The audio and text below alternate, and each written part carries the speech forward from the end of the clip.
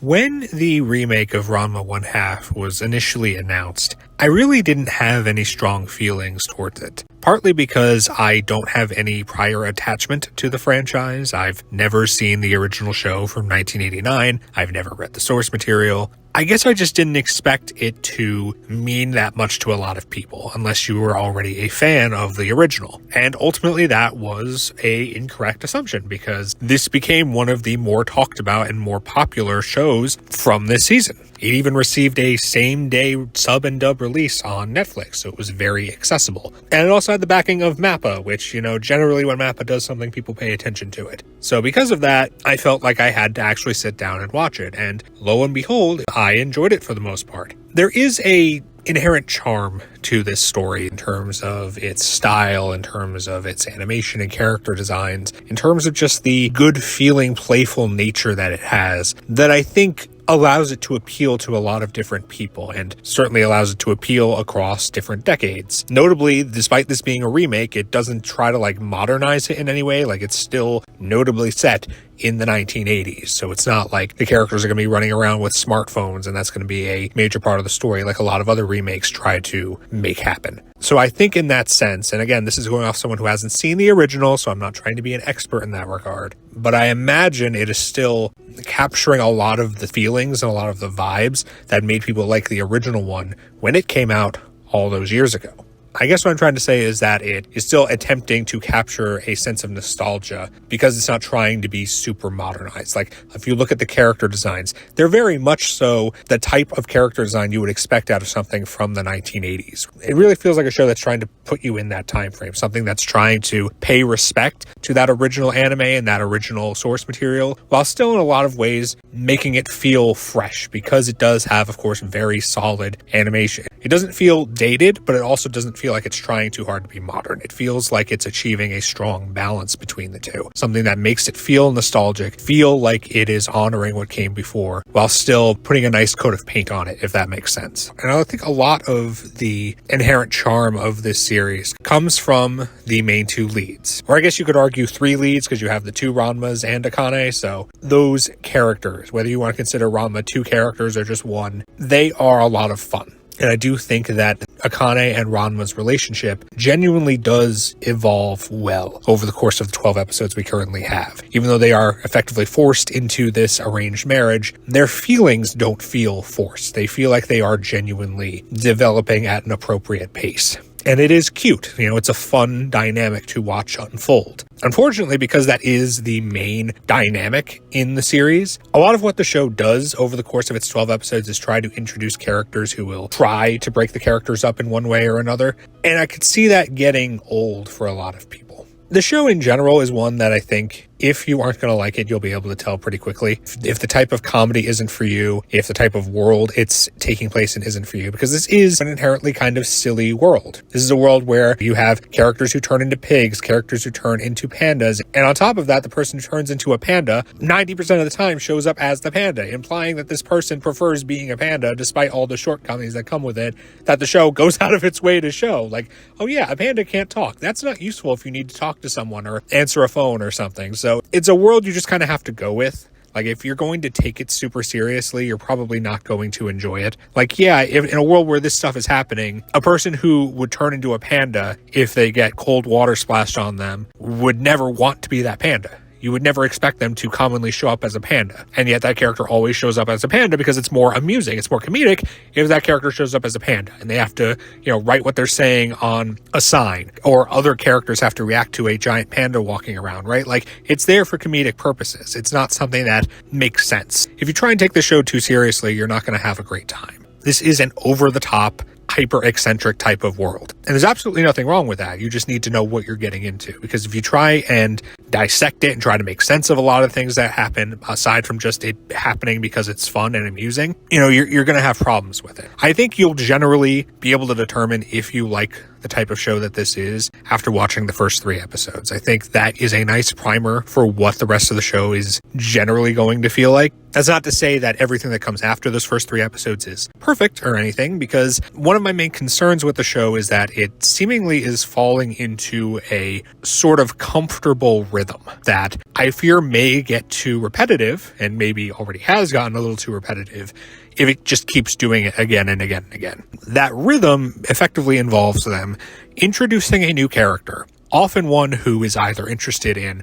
Ranma or interested in Akane, and effectively wants to break those characters up. And then something happens, some sort of event, in order to attempt to win over one of them or forcibly break up their marriage. And then that event just gets more and more eccentric and involved for comedic purposes. And then ultimately they end up failing and you move on. And technically, it doesn't start with episode 4. It actually starts very early on in the show with one of their classmates, but it starts to become more apparent that this is what the show wants to do with episode 4, because at that point it's like, okay, we are pulling new characters out to specifically do this rather than it feeling kind of organic. The first time it didn't feel like they were forcing it in, but then they keep doing it again and again and again, and sometimes it works and sometimes it doesn't. For example, you have Ryoga in episodes 4 and 5, and Ryoga becomes a prominent supporting character, but he's one that I actually wish didn't. Like, I wish he would go away because he genuinely is kind of annoying and frustrating, and I don't really like him as a character. But I can tell he's not going to go away, especially because the show has sort of suggested, oh, I mean it now, I'm going to leave, and then he doesn't. So I don't expect him to disappear. I expect him to remain probably like the 3rd most important character in the show, unfortunately. Yeah, not off to a great start there. That's the other issue with this, comfortable rhythm the show is in, that a lot of these characters who get introduced to try and break Akane and Ranma up are not super interesting. Sometimes it works, and other times they just kind of get grating and annoying. Like, they're supposed to be annoying in the context of the show. They're supposed to be annoying to the characters, but you don't want them to be annoying for the audience, too. You want them to be entertaining, so over the top and eccentric that they're fun to watch, even if they are a major headache for the characters. When they're a major headache for both the characters and the audience, something's not right. And Ryoga, in my mind, is kind of a headache. He's not the worst offender, but he is the most prominent one in my mind because he doesn't go away after his 2 episodes. He remains a prominent character. Episode 6 and 7, I thought were done a lot better because the character involved was appropriately over the top and hammy, and I thought that big match that they had is crazy. It's a very good example of the type of comedy that the show wants to do, and I think it handles it well because the character doesn't cross the line of becoming annoying to watch. The character is actually fun to watch. But then, of course, that character goes away, and maybe they'll reappear, maybe they won't, I don't know. Then we get to episode 8, and we get more characters and another big over-the-top match, this time involving skating, and also Ryoga's there. And that one I thought was the hardest to get through, because those characters I genuinely did not think were entertaining. I thought they were just annoying for the sake of being annoying. So episode 8, episode 9, and then the first half of episode 10, which is when they're present, really were probably the low point of the show for me, because those characters just were not entertaining, and it felt way too similar to what we had just seen in episode 6 and 7, but without the entertaining antagonist that those episodes had. It was trying to basically do the same exact thing with the big, over-the-top, effectively sports arena type match at the end, but it just didn't hit the highs of that one. It just didn't quite work.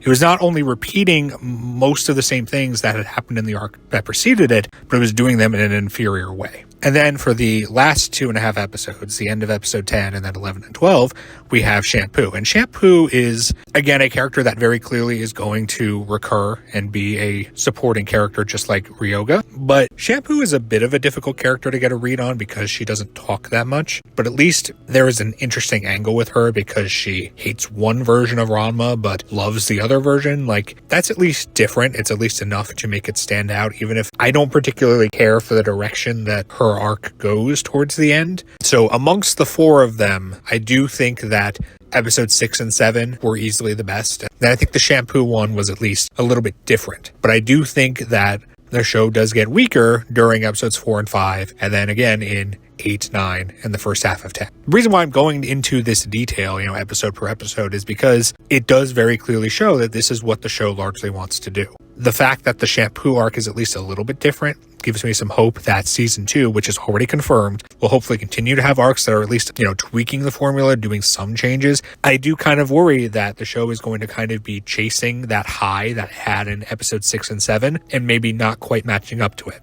Most of this series is this same formula again and again and again. The show is at a great risk of getting into a rut. It maybe already is in that rut, and it might not be able to get out. It may not have any interest in getting out of it. This is basically what the show has been outside of its early introductory episodes. And even then, you kind of have it there too. It just felt a lot more organic. While I do like the Akane and Ranma dynamic, while I do think they are fun characters, while I do like the slow but believable progression in their feelings for each other, while I do like the animation quality, I do like the character designs, I like the feel of it, that it has this nostalgic vibe, I do fear that the show may be too comfortable doing the same thing over and over again. And if that's how it is in the source material, then, you can't really blame them for that. They're just adapting what's in the source material. And I do know that the original Ranma 1/2 had a large amount of filler, and that's one of the primary reasons this remake is even happening, to cut out that filler and presumably adapt to the end of the source material, which the original one did not. But if most of what we see in the source material, and we'll presumably see in this adaptation, is the same structure of its arcs again and again and again and again and again, then I definitely see that being something that could cause people to lose interest. Even if you like some of those arcs, if they keep doing them over and over again and they don't do enough to keep them fresh, I don't know how long this is going to work. So while I am walking away from this remake happy with it, I do like it, I did enjoy it, I do have concerns for the future. I hope that it will change things up as it goes from arc to arc, and hopefully not introduce too many more long-staying, annoying characters. Like, you can have these over-the-top characters, I just don't want them to be annoying to me. They can annoy the characters, they can annoy Ranma, they can annoy Akane, I don't want them to annoy me. So I guess at the bare minimum, if it wants to keep following this formula, I hope that the characters, the antagonistic ones introduced in these arcs, don't overstay their welcome, like Ryoga, for example, and don't get really annoying, like Ryoga, for example. So those are my thoughts on the remake of Ranma 1/2 so far. I am cautiously optimistic for what is going to come from it in the future, and generally because it is very easy to watch and because I do think there's a lot more good in this than bad, and really, I wouldn't call the arcs that I don't like in this show bad, just, a little bit frustrating. I would recommend trying this out. It may not appeal to you because the comedy might not be for you, it may end up being too repetitive for you, but it's definitely worth giving a shot to. Try it out, see if you like it. And I do think, like me, you will find a number of things in this production that will be a pleasant surprise to you. Thank you so much for watching. Like and subscribe if you enjoyed, and until next time, take care everyone. Look forward to the next video.